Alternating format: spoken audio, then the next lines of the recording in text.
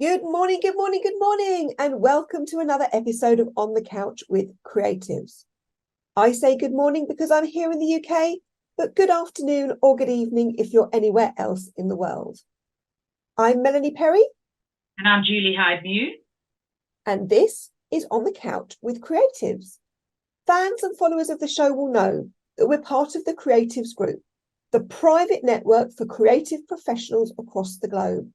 Together, we support you so that you can create at your best, connect with like-minded professionals, and therefore grow your creative business.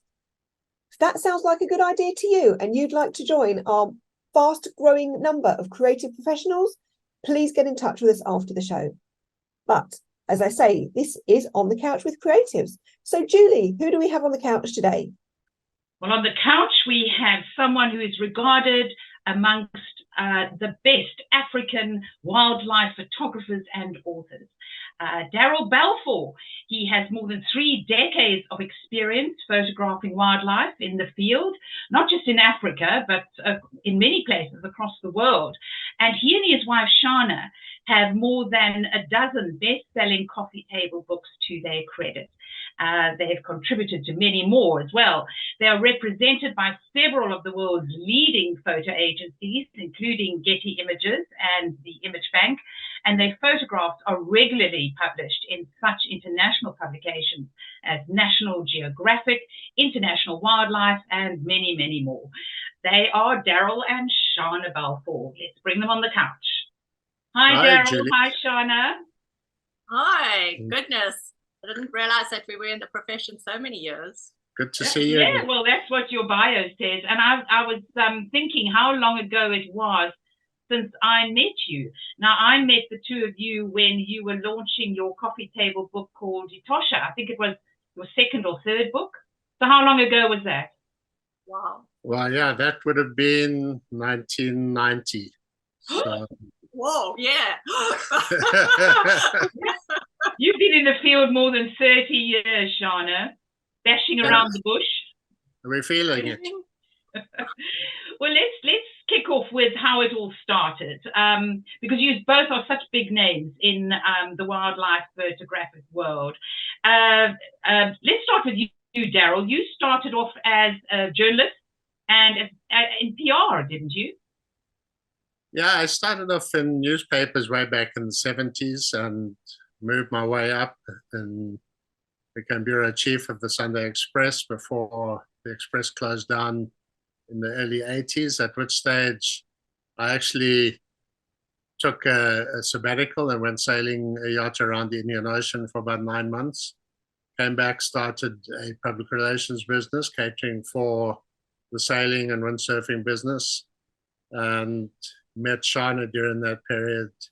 We got married, and soon after we got married, she said, I'm not enjoying this life with you as a PR guy. You've always dreamed about living in the bush. Let's go and make memories. So we upped roots, sold everything, and moved up to Botswana. Wow. And then did you live in your vehicle, or what happened? Well, we actually built a tented camp for ourselves to live in. We were very naive. We thought we'd just go there and find an island in the Okavango and put up some tents and live there. Well, the reality wasn't quite the same, so we actually ended up having to run a safari camp for a few years. Yeah, just over 2 years, we ran a safari camp. I turned my cameras away from windsurfers and surfers in the ocean to animals in the bush, and it's never stopped. I've seen some of your images, which are absolutely beautiful. I love wildlife, and some of the images you have captured are just stunning. How patient do you have to be to get that perfect shot? Because anybody who's worked on, the David Attenborough, Blue Planet and all the big TV shows that come out, they take years and years and years to make, because of the photography and the filmography just takes so long to get that perfect shot. Because obviously animals, you can't direct them, can you? You've got to wait for that perfect moment. How long does it take you? Well, you hit the nail right on the head there, Melanie, because patience is probably the most important thing for anybody aspiring to be a wildlife photographer.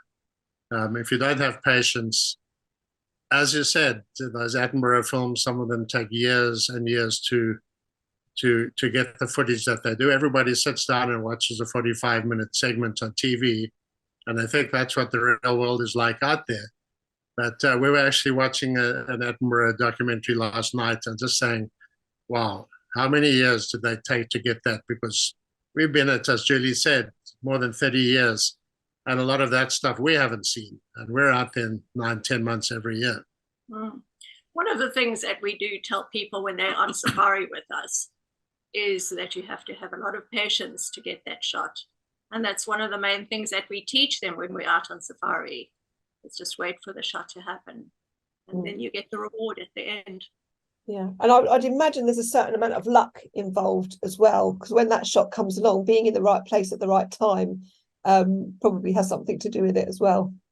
Not only luck, I think having spent so many years in the bush, we have gotten to know the animals quite intimately now, and we can more or less predict what's going to happen. So we put people in the positions that they need to be in to get that lucky shot. Yeah, patience, preparation, and a large part of preparation obviously is just researching and knowing your subject. I always say to people starting out in wildlife, I said, if you decided you wanted to be a wedding photographer, but you'd never attended a wedding before in your life, and you rocked up at the church with your cameras, you wouldn't have a clue of what you were going to be photographing. So you need to research, A, the animals you're hoping to photograph, B, the area that you're heading into. You need to know what you're likely to see, what you're likely to encounter, what the conditions are going to be. And then once you've got all of that knowledge, it's just patience and, yes, luck. When I first met you, you were launching your coffee table book, Etosha. I think it was your second book, because I think your first was Rhino, wasn't it? That's correct, yes. Yeah. And we drove up from Windhoek. We flew to Windhoek. Now, do you remember this, Daryl and Sharna? We drove from Windhoek up to Etosha, and it's a straight, long road. And halfway there, there's this huge African market where you could pick up all sorts of mementos and trinkets and African stuff. And there were these huge, long giraffes carved in wood, which were becoming quite popular at the time. And Daryl insisted he wanted one of those giraffes. And we're talking about a giraffe that's almost right up to the ceiling. And everybody said, Daryl, we're coming back. Get it when we're on our way back. No, he wanted the giraffe. And he carried that giraffe all the way up in the van with about 12 of us in this van, kept it while we were in Etosha, put it back in the van. We traveled all the way back down this long road of hundreds of kilometers, past the marketplace again, got it to Windhoek, got it on the plane. We were all helping him carrying it on the plane. We got back to Chobe. We carried it off for him. We got into the arrivals hallway, and he stood it up, and somebody called his name, and he turned around and he knocked it over, and it went down like a tree and smashed in half. Do you remember that, Daryl? I remember that very well, but I did repair it, and it stands on my veranda downstairs. Oh, so you managed to repair it? I managed to repair it. Yeah, just the head broke off. We glued it back on, and you wouldn't know the difference. Oh, phew. After all that, my goodness me. I'd like to ask you about your filming of the animals, and you were saying about getting to know the animals and their behavioural patterns so that you can kind of predict what they're going to do. Do you get emotionally attached to any of the animals that you photograph, ones that have a really special place in your heart? How can you not get attached to them? I would be. Really, how many times have I been staring through the back of a camera, tears streaming down my face, and Daryl saying to me, for goodness sake, pull yourself together and get the shot. You do become, it's Yeah, you do. you strike up relationships, you give them names, and yeah, when you eventually finish a project and you have to leave, it's very sad. We typically, most of our books, we spend a minimum of a year in location. So in a year, you do get to know the individuals, particularly with the cats and the elephants. You get to know individual lions. You get to know how they're going to behave, how they're going to react. And when time comes to say goodbye, it's quite a sad moment. Yeah, I would. Especially if you're following, say a herd of wildebeest, say, because you spend a lot of time on the Masai Mara, don't you? And when you get to know, say, a particular family of zebra or something like that, and then one of them gets taken out by a lion, I mean, that must be quite shocking, because you can't interfere, can you? No, you can't. I mean, obviously, with wildebeest, you're not going to know individuals because there's 1.5. That was the wrong example. But even with the wildebeest, when they're doing a river crossing, it's such an emotional thing. And when you see the little babies that have lost their mothers, it pulls at your heartstrings when they're running around calling and calling. And you know, there's no chance that that little individual is going to last the night. Something is going to eat it for dinner. And it does pull at your heartstrings, definitely. Yeah, it's, often we're watching a river crossing in the Masai Mara with the wildebeest, and there'll be other cars, other vehicles lined up on the bank watching, and you'll see a crocodile moving in, and there's like a collective gasp from everybody and all of the vehicles watching. It's like watching a tennis match at Wimbledon or a big rugby match in the stadium, and there's audience participation, and people react, and you'll get a wildebeest perhaps getting grabbed by a crocodile, and then there's this titanic struggle as the wildebeest drags the crocodile and gets its footing, and then manages to shake the croc off. And shame, crocodiles need to eat as well, but it's quite funny and very emotional, because you eventually see this wildebeest shake off the crocodile and stagger up the bank out of the water, and there's a loud cheer from everybody on the bank watching. It's very amusing at times. Yeah, I feel for the crocodile. But a lot of the time, you're not in areas like the Masai Mara, Kruger National Park in South Africa. You get a lot of tourists. And obviously, there are times when it's not just you there taking photographs. But you've also gone to really remote places like Alaska to film the polar bears, and America to film the grizzlies. And how do you feel when you're absolutely alone in the middle of nowhere and you've got something like a grizzly bear or a polar bear staring at you? Yeah, that's the ultimate. That's what we become wildlife photographers for. To experience those true and ultimate wildernesses. And you mentioned Alaska. Alaska, we in Africa think that we have wilderness. We have nothing compared with what Alaska's like. I mean, the size of Alaska and there's less than 1 million people who live there all year round. And the whole of Southern Africa, from, if you drew a line across the top of Angola, over Zambia and everything, all of that below that line to the tip of Cape Point would fit into Alaska. And there's less than 1 million people there. So when you're out in that wilderness and you're alone on foot, and you've got a dozen grizzly bears on the hillside around you, or in the streams and creeks catching salmon, it's just amazing. There's nothing that can make you feel more alive and one with nature than being there, and those animals are running straight towards you, and you just think, stand still, don't run. It's something that everyone should experience. It's pretty frightening, though, because, as you know, I spent quite a few years filming for television in the bush, and people don't believe me when I say, even when a lion charges you, you have to stand still. You're never going to outrun them. So I know what it's like to have a lion charging me and come to a grinding halt about a meter from me, turn around and walk away. Do grizzlies behave in the same way? Yes, they do. But you need to understand that when we're there during the salmon run, the grizzlies are feeding, they're gorging themselves on salmon that are migrating up the rivers in their millions, in fact. I mean, last year there were 51 million salmon that went back to the spawning grounds. So the salmon are not interested in humans. And we'll get into position sort of on one side of a stream with the salmon passing between us and the grizzly bear. And then the grizzly bears come charging straight into the river, almost straight at you. But you know that they're running for the salmon that are directly in front of you.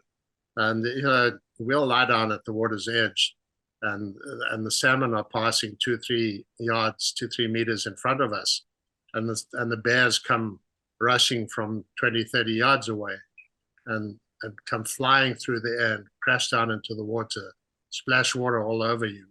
But they emerge with a bright red salmon in their mouths.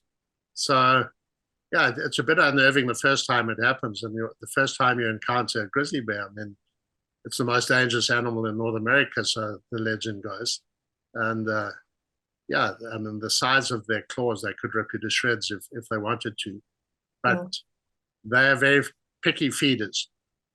Yeah, but I just want to add here that nowadays when we're traveling, we've always got people with us, clients with us. And we would never put people in a dangerous position. As I said before, we've got to know these animals and can read their behavior. So even though they are charging towards us, initially, we would sort of put our hand on a client's shoulder and say, don't move, just sit, take your photographs. So you're teaching them and talking them through it. I mean, it is quite a frightening thing for people when they have these animals chasing towards them the first time. You can just imagine. Your instinct is to get up and run. So we just quietly put our hands on their shoulder and say, sit still, don't move. And eventually they settle down as well. And wow, the amazing shots one can get. It's just so exciting. I think I would be terrified about, having something charging towards me across the river. It's like if it overshot and skidded and sort of landed on you, you would just be flat as a pancake, wouldn't you? Be like, no, stop. I think that would take quite a lot of nerve to just making sure that they, stop when they're supposed to. Yeah, hold that nerve. Just hold it. You do have to hold your nerve. Yeah, but as Sharna says, it's all about just knowing your subject and experience. Yeah, we've been doing this for more than 30 years. We've been to Alaska a dozen times or more. And every year we go and we sit with grizzly bears. We often see some of the same individuals year after year. So you get to know the characters. Some of them will kind of snarl at you the first time you get a bit too close, but then they'll say, "Oh, it's you," and so we just settle down, and they settle down, and they go about eating salmon. Now you talk about clients. You've always mixed your own photographic work with taking people on safari with you, haven't you? No, not always.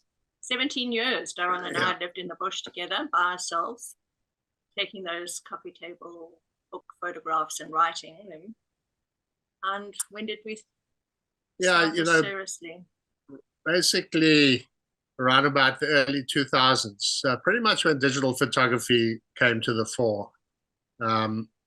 The whole genre of professional wildlife photography kind of went into decline because autofocus cameras, digital cameras made photography so much easier for everybody out there. And the ability to make an income purely out of wildlife photography in particular just crashed. There are very, very few. In fact, I can't think of any top professional photographers in the world today, even National Geographic, BBC photographers who don't supplement their income by taking people on tours and conducting workshops. You know, photography has become so much more accessible to everybody with autofocus, auto everything in the cameras, and now artificial intelligence coming into it as well. So, you know, just taking photographs for a living in the wildlife, sure, a wedding or sports photographer is different, but taking wildlife and selling the pictures has become very difficult. So, yeah, conducting workshops, teaching people how to use their new equipment and taking them to amazing places. So what kind of places have you been to? We've talked about South Africa, Kenya, the Masai Mara, Alaska. What other places do you take groups of people? Well, I mean, we go pretty much anywhere in the world where people want to go, anywhere that's special. But Alaska comes up in the grizzly bears in Alaska is in a few weeks' time. After that, it's Mana Pools in Zimbabwe. After that, it's back to South America, to the Pantanal to photograph jaguars. I've got over 3 weeks there with guests from around the world. And then from Brazil, it's down to Chile for mountain lions, pumas, cougars, whatever you want to call them. And then back here, and then our other passion, or my other passion, is wine. So I come back here and then I take people on a wine tasting tour in the Cape. Oh, man after my own heart. I think that sounds like, I think I'll come and learn how to photograph animals, and then we can drink wine afterwards. That sounds like the perfect kind of scenario to me. Do you have a favorite place that's special to you that you really love to photograph in certain areas? Above all else, yeah, if I could really just end my days here, this is what I would love, or a particular animal that you really feel passionate about. We go back to Kenya over and over. Yeah. There's just so much diversity there and different animals. Never get tired of going there. And a special animal, elephants. We love elephants. Yeah, lovely.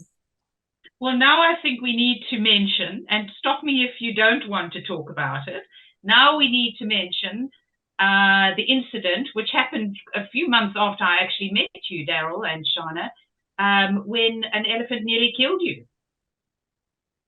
Yeah, that was, again, pushing the boundaries back in the days of being young and enthusiastic about things. And we were working on an elephant book in Kruger Park, and there was one particular big bull that was known as Chokwan, that he was actually the last of the big Kruger bulls that I needed to find and photograph. And Sharna and I went out early one morning. We'd been told it was in a specific area in Kruger. We were working with permission to go off-road, to walk, to get out of our vehicles and walk in the park, obviously where tourists couldn't see us. And we spotted this elephant off in the bush. I took the cameras. Sharna stayed behind because she'd actually broken her glasses 2 days before, so I didn't want to stumble around the bush not being able to see. And I walked in, found this elephant. He was busy feeding, set up the cameras, and made a little noise, tapped my wedding ring on the tripod to attract his attention, at which he spun around and charged straight at me. And that was kind of normal behavior for these guys. He got startled when I made a noise. He charged at me, but it was what we all refer to, those who know elephants, as a mock charge. He was standing tall, making himself look as big as possible, kicking up lots of dust, flapping his ears. And they charged. I just carried on taking photographs, knowing that this was a mock charge and that he would stop. And yeah, he fortunately did. He stopped about 5-6 yards away from me. I took a few more shots, and then I clapped my hands to say, okay, off you go now. Go back to what you were doing before. And he turned around and ambled off into the bush. So I then picked up my cameras. I was walking back to where I'd left Sharna in the vehicle. And I looked back and I thought, hang on, let me just go back and finish off this roll of film. This was back in December 1992. So it was still in the days of shooting film and having rolls of 36 in the camera, not like today's cameras where you can shoot thousands. So I thought, I'll just finish off this roll of film, take a few more shots of them just feeding instead of just the charging shots. Walked back, and I could see he was aware of me. He was watching me coming. And I stopped about 40 meters away, sat down on the ground at the tripod at its lowest level. And as I sat down, this elephant turned around and charged at me. And I immediately saw that his disposition was different. And I said to myself, I said, this is for real. And he stopped about 15, 18 yards away from me, and then just let out a really loud screaming, trumpeting sound, put his head down, curled his trunk up under his chest, folded his ears back, and came at me. And I'm a photographer, so I was, in one side of my brain was saying, fantastic shots. The other side was saying, this is for real, get out of here. And it doesn't take a charging elephant very long to cover 15 or 20 yards. So before I knew it, he was on top of me. I scrambled to my feet. He hit me in my back and knocked me flying. And I actually thought, well, that's all he's going to do. You know, I've often seen elephants flick a trunk out at a warthog at a water hole, or a buffalo that gets too close, and they just kind of shoo them off.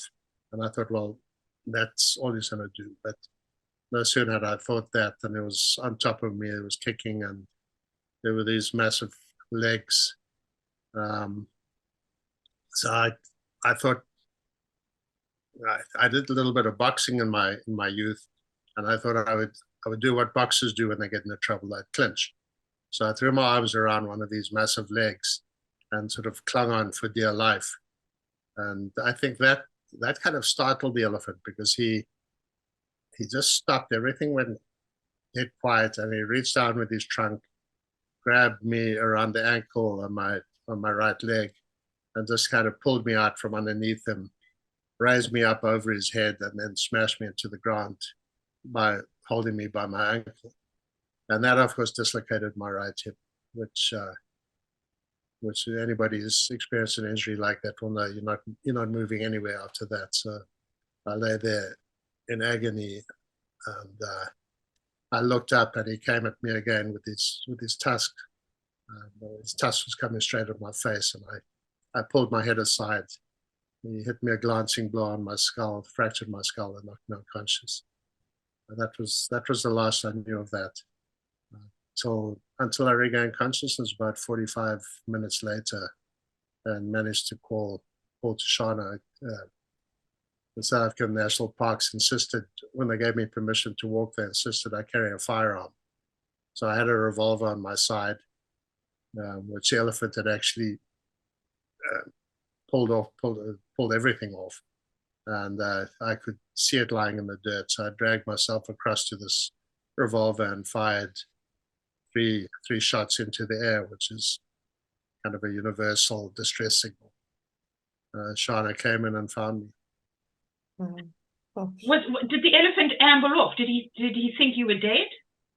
I think so. You know, that's what I like to think, that maybe he realized he'd overreacted and just wandered off. But it's probable that he thought I was dead, because I was unconscious. I wasn't moving. He kind of kicked me around.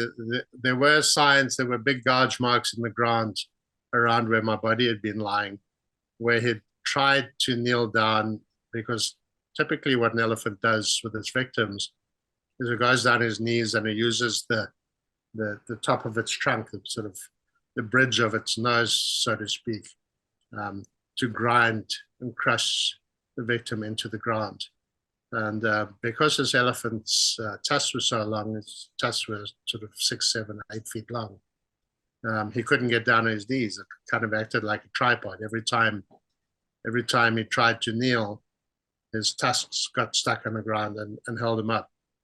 So he wasn't able to finish me off like that. And he either got bored because I wasn't reacting, or he just thought, well, he's done the deed, and he wandered off. So when Sharna came to find me, he wasn't anywhere in sight. Can you pick up the story, Sharna? Because I know that what you did was so heroic. I just dealt with the situation, really. Yeah, when I found Daryl, when I heard the gunshots, I knew that he had been trampled, and I just thought, oh, well, at least he's alive. I knew he was alive. And I just want to say that in all the time we were photographing elephants, I mean, we had 100 mock charges. And our rule of thumb was never, ever go back to an elephant that's mock charged you. And he went back. And we've never done it again since. Yeah. But I drove in to where I heard the gunshots come from and found Daryl. Daryl, oh gosh, he was like a bloody mess from top to bottom. When that elephant had really kicked him around, he was scratched everywhere. He was full of mud. And I knew I had to get him to hospital soon. I couldn't leave him there because there were hyenas in the area, and I knew if I'd left him there and went for help, that they would have come and eaten him. So I had to make a plan to pick him up and put him into the Land Rover. Lucky for us, we had our Plea cases in the back of the vehicle, and I made like steps, so I could pick him up, put him on the one case, pick him up, put him on the other case. And because he was conscious, he could use his arms and just help me pull him into the back of the landing. We always carried a mattress with us wherever we went, because we never knew if we were going to go back to camp for the night or spend the night out in the field with a subject we were photographing. So we did have a mattress in the back. So I put him on that, and then we rushed through to Skukuza. I remembered when we got to Skukuza that there was a doctor in camp. How long did it take you, though? It took you hours to get back to Skukuza, didn't it? No, about an hour, just over an hour and a half. Yeah. I took him to the doctor, and the doctor went into full panic mode when I brought him in.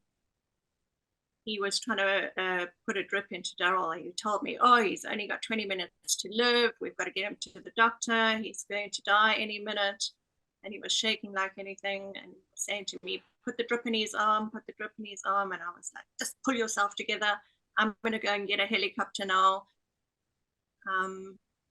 Yeah, the doctor went into panic. He was shaking and telling Sharna he's going to go into shock and die. And I was conscious then, and I knew I was in a lot of pain. I knew what my injuries were, but I knew I wasn't dying. And I was saying to him, yeah, and listening to Sharna was saying, pull yourself together. And I said, listen, doc, I'm not going to die. I'm in a lot of pain. Give me something for the pain. And, I need to get to the hospital. Lucky for us, the helicopter was in Skukuza at the time.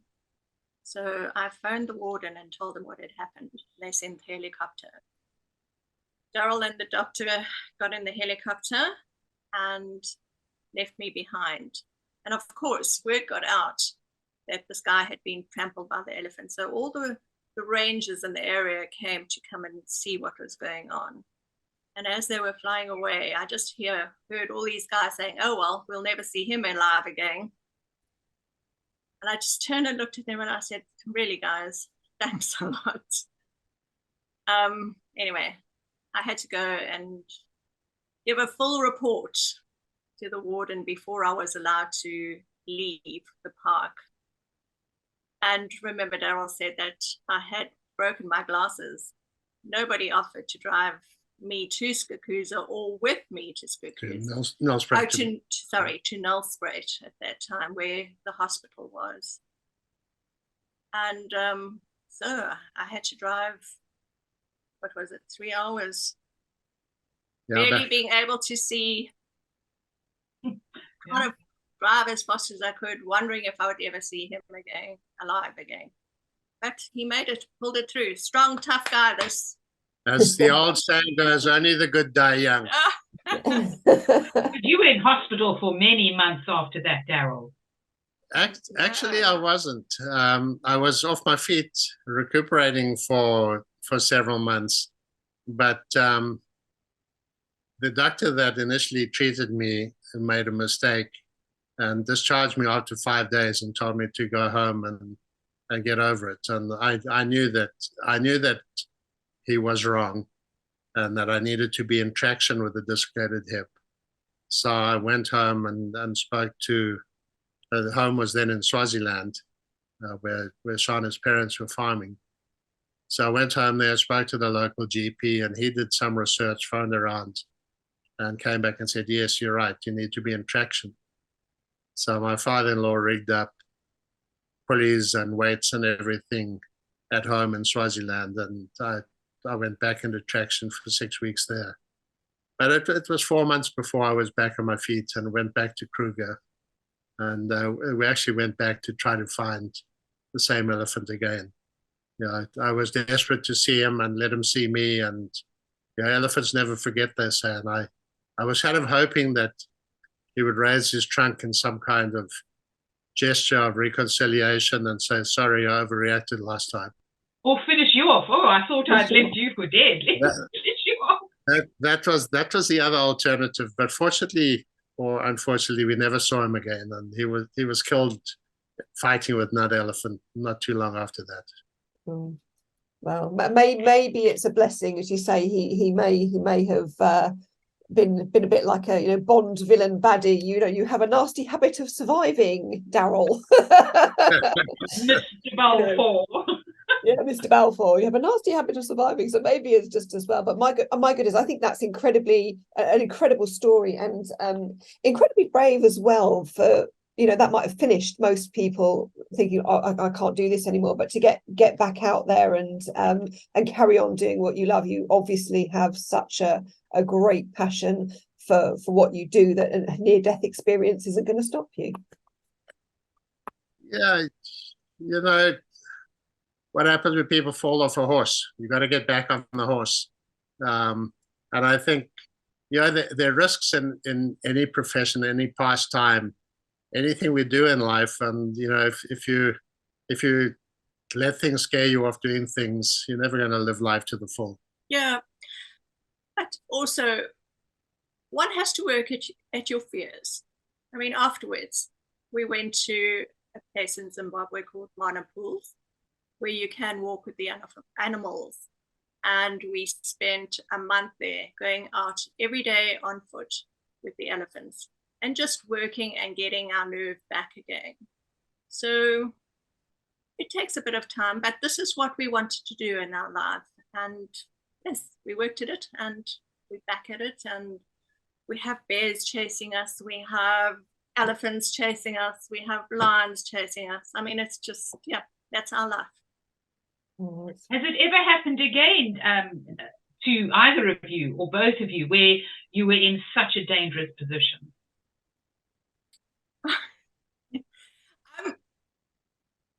Every day? Should we say things like this? No. So have you ever landed up in hospital again from something like that elephant attack? No, never with anything. Never an animal injury. So we don't try to put ourselves at risk. And as Sharna said, when an elephant is mock charge you, basically he said, listen, I'm not happy with you being here. Just get out of my space. And foolishly, I think it was a sense of elation, because, as I said, Chokwan was the last of the big tuskers, the Magnificent Seven, they were known as. And he was the last of the big guys that we had to photograph in our project in Kruger. And some of the other elephants had taken me months to locate. And the first morning we went out to find Chokwan after getting a tip off as to where he was. We found him. And sort of half an hour after spotting him, I had the shot. And it was basically, well, this project is now over. So when I was walking back to the car to fetch Sharna, because she had actually said, if it is Chokwan, please come back and fetch me, because I do want to see him as well. And I just looked back and I thought, wow, let me just get a few more shots to finish this off. The only pictures I had of him was the charging shots. I thought, let me just get some shots of him just being a nice elephant. And well, we know how that turned out. Did your Just as picture well, survive? really, because if you had got Sharna over, he probably would have smashed both of you to smithereens. Exactly. Yeah, that's what we always say. I always say it wasn't his time, because I did break my glasses and I didn't want to stumble around not being able to see. And if I had been there, there's no ways I would have just stood and watched. I would have tried to draw that elephant's attention towards me. We both would have got trampled without a doubt. Yeah. And then the hyenas would have got us. Yeah. Did your photographs of him survive, or was your camera trampled and your equipment trampled in the attack? Yeah, a few of the shots did. I actually had two cameras with me. And the elephant actually squashed and trampled and stood on and kicked around both of the cameras. They were, as the factory in Japan reported when the cameras were sent by Nikon South Africa to Nikon in Japan, they responded, these cameras heavy-handled, not repairable. But we did get the film out, yes. But they were able to get the film out without any damage to the film. So we did get the final shots. Oh, wow. Fantastic. And that did land up in the book, didn't it? Yeah, definitely. Yeah. That last shot you took before we picked you up and swung you and stashed you. Before I turned to get out of there, that's in the book. And it's actually on the cover of another book by another artist and researcher called Big Tuskers of Africa. They used one of those pictures on the cover of that book. So what would your top tips be for anybody listening to this and anybody who has had a burning desire to photograph wild animals? What would you say to them, having had this experience? What advice would you give to anybody wanting to try and make it in this kind of arena? I'd say don't do it. Stay away. No, quite seriously, as I said earlier, it has become extremely difficult. In fact, it's become almost impossible to make a living out of wildlife photography unless you are prepared to take people on trips with you, conduct workshops, give them tuition in the field. So, we were quite lucky in that we did have a guiding background, having run a camp in Botswana before we became professional photographers. And a lot of top photographers who are running trips today have similar backgrounds. But if you want to make a living out of photography, go and shoot weddings or products or something like that. You're honestly and genuinely not going to make enough to pay the bills or buy the grocery out of wildlife photography. But it's a fantastic hobby. It's a fantastic pastime, and it can take you to amazing parts of the world and see fantastic things. So yes, certainly take up photography, but have a profession that's going to pay the bills and buy the equipment and pay your airfares and take you to these magical places. And always know your subject, especially if you've got your clients with you. Know that subject. Yeah. Predict what's going to happen so that you can get the shots for them. That's 90% of being on safari, is that your clients are happy with the photographs that they're getting. and the experiences that they are sharing with you. And how do people get in touch with you if they've, so all this sounds wonderful, I'd like to go and learn photography or come on tour with you guys, or even sup your wine at the end? How can people follow you and get in touch with you if they want to? Well, we are on all the social media channels. We're on Instagram. They can follow me on Instagram at Daryl Balfour Wild Photos.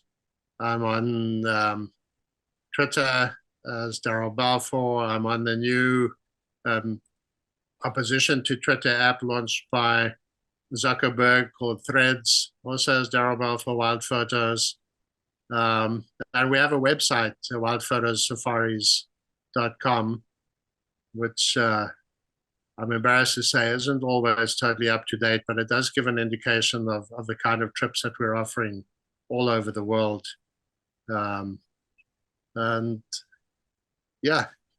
How big are the groups that you take? For argument's sake, if you're going to see the gorillas, how big are the groups? Or if you're going to go to Asia and see tigers in the wild, do you limit yourself to the numbers?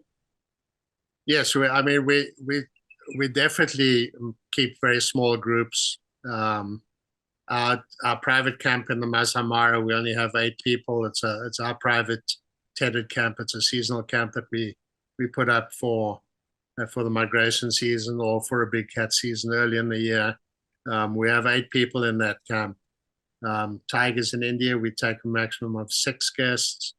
The jaguars in the Pantanal, also a maximum of 6 guests. When I go to the grizzly bears, we can accommodate up to 10 people there because we operate with float planes there. And obviously, the more people filling the seats in float planes, the lower the costs become if you share it amongst 10 people rather than 5 or 6.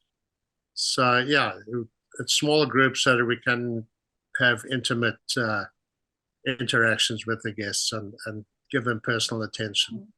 We never squash people into vehicles.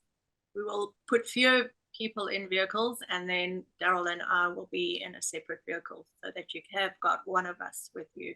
And then we will change the people that are with us the next day. So you get the experience of both of us on every safari.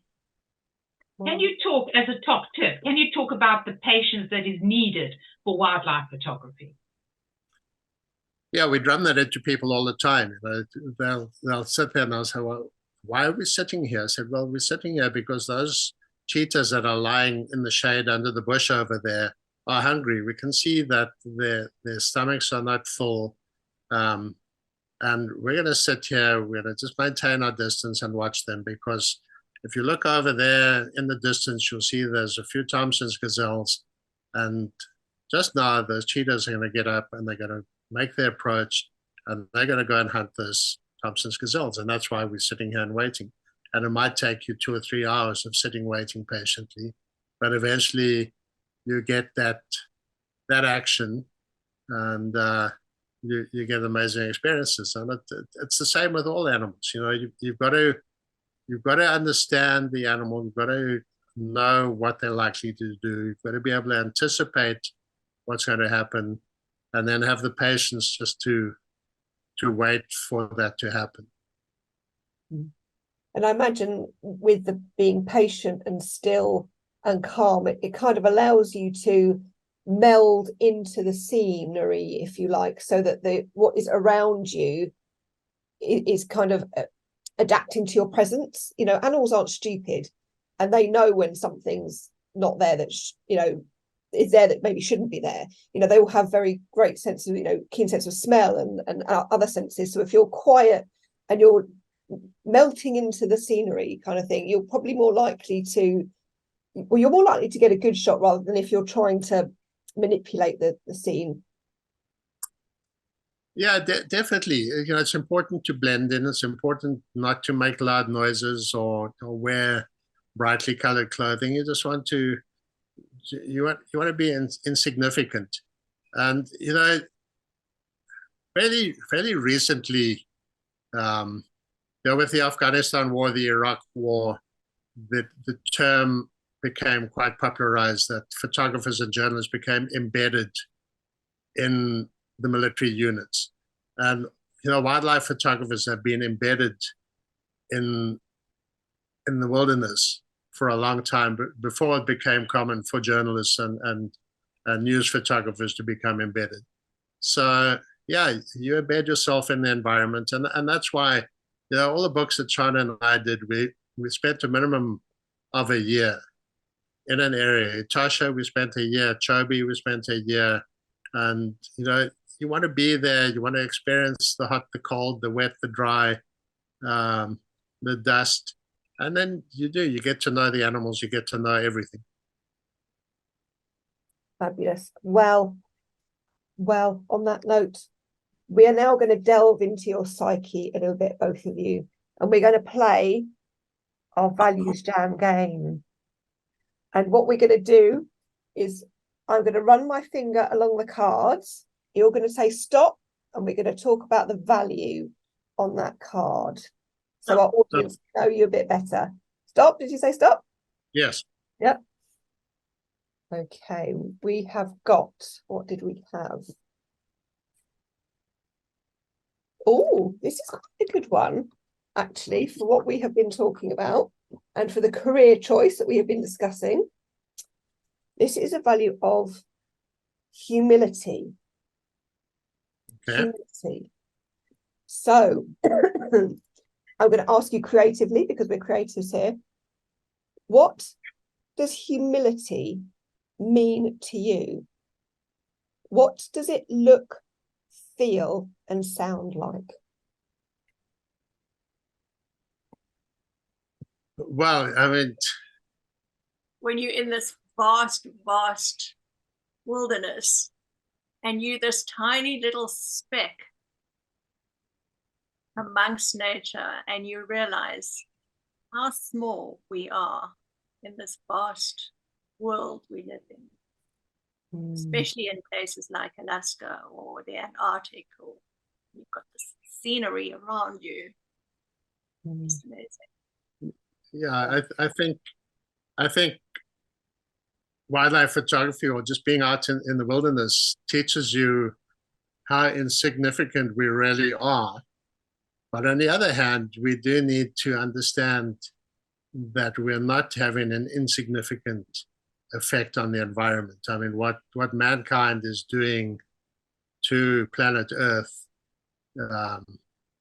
is quite horrendous. And as I said to somebody just yesterday, in fact, man is the only truly destroyer species on this planet, and it's a very sad indictment of our kind that if humans were to become extinct tomorrow, the planet would be in a better place. And I don't think you can say that about any other species on this planet. Yeah. No, I agree, and it's something that I've thought about a lot. And just Sharna, what you were saying is, when I went to Africa for the first time with Julie in 2009, I think it was quite a long time ago now, and that feeling out in the bush, of the vast expanse, you feel so tiny, and I think everybody should experience that. some of these big horrible corporate fat cat people should actually experience that soul touching peace, and realize what is important. It's not the money, it's not the greed, but getting back in and letting nature touch your soul, I think, is really, really important, because you don't look at things the same way. And I always said to Julie that I left part of my soul in Africa when I came away. Everybody does. I would love to come back. And I think that experience, and I'm guessing the experience that you provide for people does that. It touches the very soul, and you don't think of things the same way. And I would love to get some of these people out of the city and out of their little boxes to say, oh yes, we'll do this, and not really understanding what the consequences will be, and actually come and spend some time in the bush, in the jungle, in Alaska, with raw nature, and see what's important. Find out what really is important. So knowing that, and knowing how humble you can be in such a vast scenario, what does humility smell like to you? Is there a prize for getting this right? Elephant poo. Rain hitting the earth. Yeah, This watching nature yeah, and its raw intimacy. yeah. The smell, yeah, the smells of nature. I think, as Sharna says, rain on dry parched earth at the beginning of a season. Whether that is a smell of humility, I'm not sure, but yeah. I like that because it does, it brings it back, doesn't it, when the land is dry and the gift of God or whatever you want to call it, and the rain comes down and then brings new life. It puts things into perspective, doesn't it? It really, really does. It does. And on that note, I'd just like to thank both of you for joining us on the couch today. It's been wonderful to see both of you after 30 odd years, and it's been wonderful talking to you. Oh, it really has. It has. Oh, it's just been amazing. I could talk to you all day. I could just carry on, but we do have to stop. But thank you so much for joining us on the couch today and giving us your time. It's been absolutely spectacular. And thank you to our audience for tuning in as well. But that's all we've got time for today. So until next time, we'll see you.